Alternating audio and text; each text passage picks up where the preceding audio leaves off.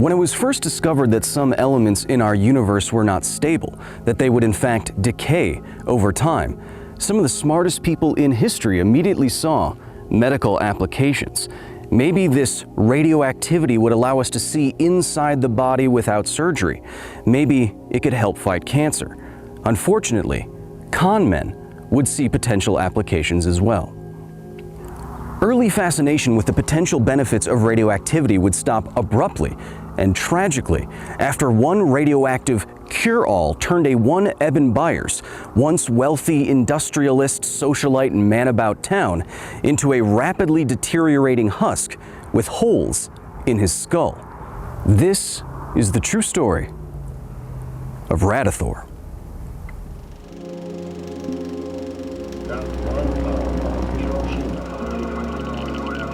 The accident occurred here at the 3 Mile Island nuclear power plant.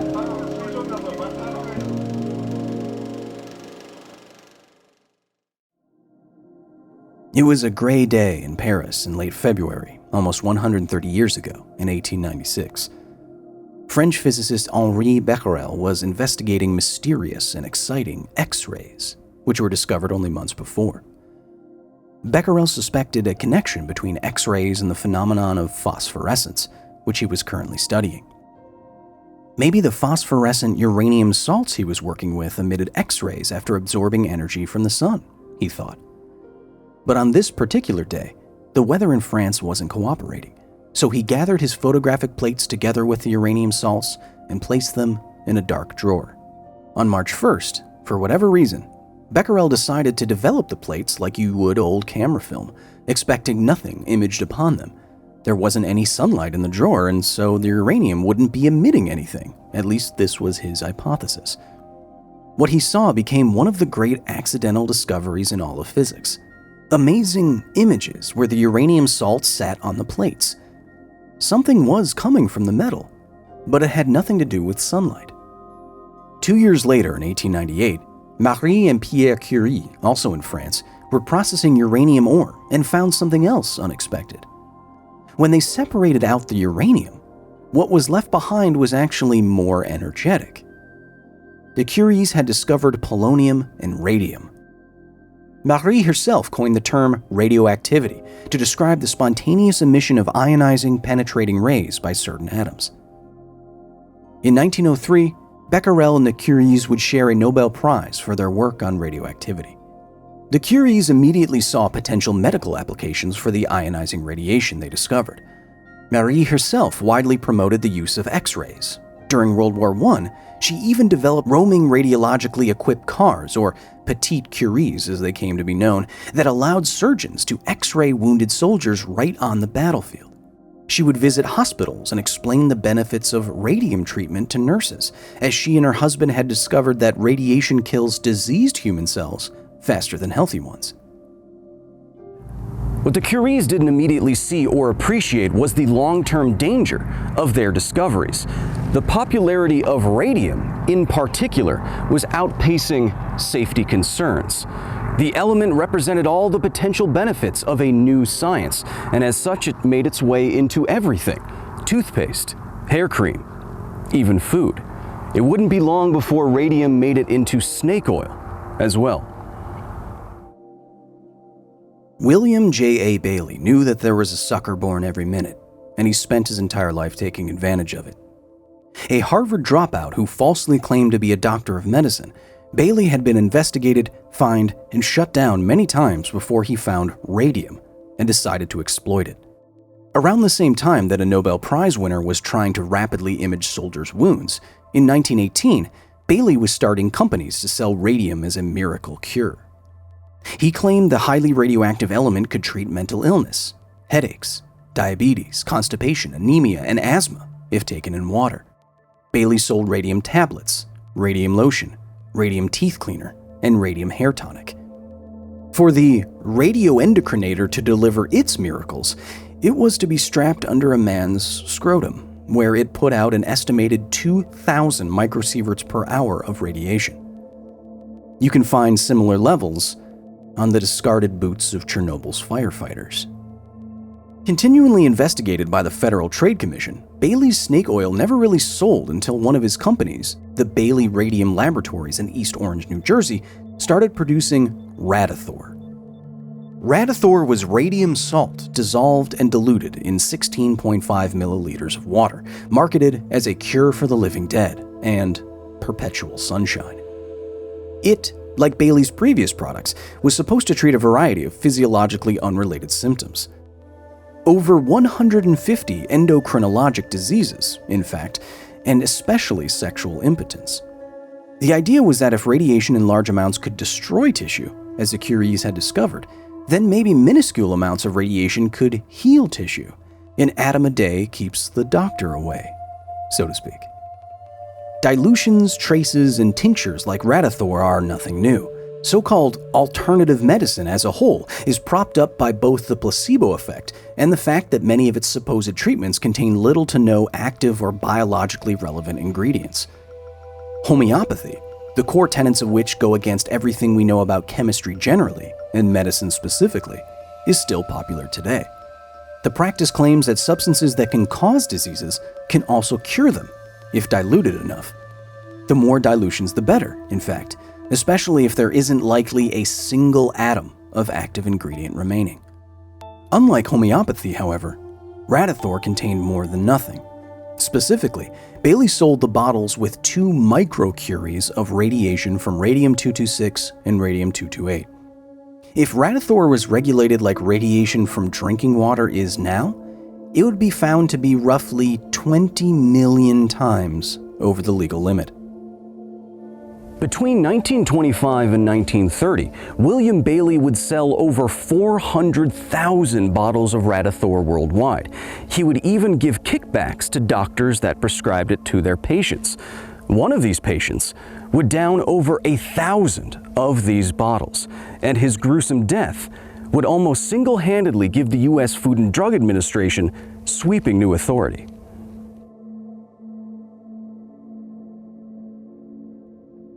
By all accounts, Ebenezer Eben Byers was at the top of his game, both figuratively and literally. He was a Yale graduate, the heir of a successful American industrialist, known ladies' man, and in 1906, the U.S. amateur golf champion. His downfall began in 1927, on a train ride back from the annual Yale-Harvard game. An unexpected jolt caused Byers to tumble from his bunk and injure his arm. Fearing the persistent pain would mean the end of his championship golf swing, Byers went to a Pittsburgh doctor for help, one of the doctors who was taking kickbacks from William Bailey. The doctor prescribed Radithor, and it apparently worked. The mobility of Byers' arm and shoulder was restored, as well as his self-reported libido. Byers began drinking up to 3 bottles a day of Radithor, 6 microcuries of radium. This copious consumption continued unabated for years. He gave it to his colleagues and girlfriends. He fed it to his racehorses. Of the radioactive elements that occur in nature in significant quantities, radium is considered to be the most toxic. Not only is it highly radioactive, 1 gram of radium is what the Curie unit of measurement was initially based on. It shares a column in the periodic table with calcium.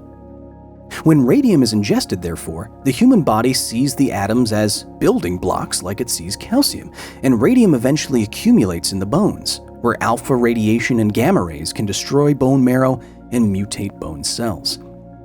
During the Manhattan Project, the tolerance level for workers was set at 0.1 micrograms of ingested radium. Eben Byers was ingesting 60 times that amount every single day. And the Radithor Byers was taking wasn't cheap. Radium only exists in extremely small amounts in nature, and so extracting and amassing it was unbelievably costly. To make a single gram of radium required milling up to 500 tons of ore and processing it with 500 tons of chemicals, 10,000 tons of purified and distilled water, and 100 tons of coal. In 1921, a paperclip's weight of radium was worth $120,000, over $2 million per gram today. The race to include radium in everything from toothpaste to scrotal straps had made it the most expensive material in the world. Radium's record would only be broken decades later, when scientists got good at creating even rarer materials, like antimatter. After taking perhaps 1,400 doses of Radithor between 1927 and 1930, the toned-up feeling that Eben Byers was getting had been replaced with weight loss and headaches. His teeth were falling out. Byers' bones at this point had now accumulated a lethal dose of radiation, more than 3 times over. What was about to happen to the former golf champion and man about town was going to be so gruesome, so shocking, that the commercial market for radium cure-alls would collapse literally overnight. I can't actually show you radium in one of these beautiful display samples. A safe amount would be barely visible, just a boring mote of metal. But at the same time that Radithor was killing Eben Byers, radium was very visible as a product that would forever link anything nuclear to an ominous green glow. Between 1917 and 1938, the U.S. Radium Corporation was mixing radium together with zinc sulfide to create Undark, a luminous paint used primarily to illuminate clock and watch faces. The alpha radiation and the gamma rays from the small amount of radium in the paint would energize the zinc sulfide, which would in turn release photons of light.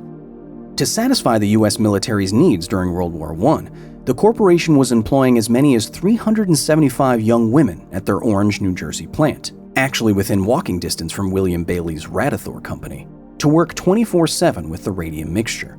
The girls would meticulously paint hundreds of watch dials a day, using their mouths and tongues to resharpen their paintbrushes as they did so. According to the now many pieces of media on the so-called Radium Girls, before the end of World War I, an estimated 95% of all the radium produced in the United States was used in radium paint on military dials. 1 in 6 American soldiers owned a luminous watch by then, and it was a young girl in New Jersey who painted it. The women would also paint their nails, teeth, and faces with Undark as a kind of party trick. They were proud to be one of the shining girls. They were proud to be doing their part, but they had no idea what they were doing. The U.S. Radium Corporation did. They knew that radium was dangerous. They had distributed medical literature about it among the plant operators and scientists. They handled the material with gloves, tongs, and other protective equipment. The women they hired got no such protection. The shining girls were left in the dark. By 1927, more than 50 women working with radium paint had died slow, painful deaths. The element had concentrated in their bones, and especially in their jaws, where they were ingesting it. Horrible disfigurements developed and amputations had to be performed. This is what Molly Maggia's jawbone looked like when her dentist removed it, with nothing but his fingers. Their plight and ensuing legal fight is now detailed in many books and movies if you'd like to learn more. Thankfully, the deaths of so many radium girls wasn't in vain. The publicity and lawsuits that came from their tragedy was directly responsible for the creation of forceful workplace safety regulations in the United States and of government organizations like the Occupational Safety and Health Administration, or OSHA. Dozens of young women had died because information about the world's most toxic element was kept from them. That same year, Eben Byers started drinking Radithor. It's impossible to know whether or not con man William Bailey intentionally kept information from Byers and his buyers. He said that he was an avid Radithor user himself. What we do know is that the description of what happened to Eben Byers was so horrible, it would create misinformation that lingered about this story until this very day. By 1930, the U.S. Federal Trade Commission had started looking into the claims of radium water products. Were they actually safe? There would be no better person to ask than power user Eben Byers, who had only stopped using Radithor that year. So an agency lawyer was dispatched to Byers' mansion in Long Island to take his testimony. What the lawyer saw would shock the world. Mr. Byers' whole upper jaw and most of his lower jaw had been removed.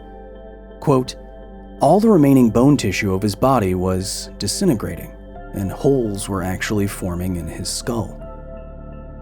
He was once a golf champion and ladies' man. Now he was the living dead. If you believe the internet, this is what Eben Byers looked like before he died. This image is both horribly gruesome and terribly intriguing. Case in point, it is the image that every single piece of media on this topic highlights, and every single one of these retellings is wrong. This story's most famous image is not of Eben Byers. It's of a soldier who had most of his face blown off in battle. Whenever it happened, however it happened, the internet seized upon a random image of an unfortunate veteran and made it Mr. Byers. Maybe it's because it's a gruesome jaw injury from a world war, even though it's the wrong one. Maybe it's as simple as a viral video or blog post canonizing incorrect information. It wouldn't be the first time virality led to nuclear memes. The point is that disturbing stories often dull critical thinking in the moment. There are no images of Eben Byers in his final days, but his death was no less impactful. 3 months after the FTC ordered a cease and desist on the advertising of Radithor, just weeks after their lawyers saw him in a state of radioactive decay, Ebenezer Byers died in a New York City hospital on March 31st, 1932. He was 51. The very next day, the New York Times ran a front-page story with autopsy findings that shocked the public that had, up until that point, believed radium was harmless. But Byers had died of radium poisoning. In the coming days, more stories and swift action from regulatory bodies. Radium products were swept off the shelves, and William Bailey's Radithor company was ordered shut down. It is now widely reported that the death of Eben Byers was the single biggest reason for the collapse of the commercial radioactive medicine industry. Hindsight is, of course, 2020. And it's easy today to scoff at the idea of drinking radioactive water for general health. But it's not completely crazy. For decades, there has been rigorous scientific debate over the existence of so-called radiation hormesis, or the idea that low levels of ionizing radiation can actually be beneficial and not harmful. Could low-level radiation be triggering certain defense mechanisms in the body and lead to overall positive effects? That's what advocates of radiation hormesis claim. They have some evidence to back them up too. But below a certain threshold where health effects are obvious, like an increased risk of cancer, for example, it's very hard to separate signal and noise. Low-level radiation from cosmic rays, natural uranium and radon, and other sources are all around us, after all. The ideological opposite of radiation hormesis is the linear no-threshold model, which holds that there is no threshold, that there is no beneficial or even safe level of radiation. Most governments and regulatory bodies around the world use this model, a long-held position no doubt partially influenced by the simultaneous tragedies of Eben Byers and the Radium Girls. So, which model is right? Hormesis or no threshold? No scientific consensus yet.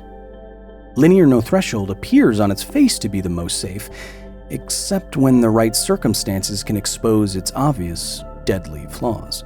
And hormesis makes evolutionary sense, given that we are bombarded by radiation every second of every day, and our bodies have evolved repair mechanisms to deal with it. At the time of Byers' death, Radithor maker William Bailey refuted the findings. "I have drunk more radium water than any man alive," Bailey said, "and I have never suffered any ill effects." Bailey would live another 17 years. At the same time, Eben Byers' body would be buried in a lead-lined casket.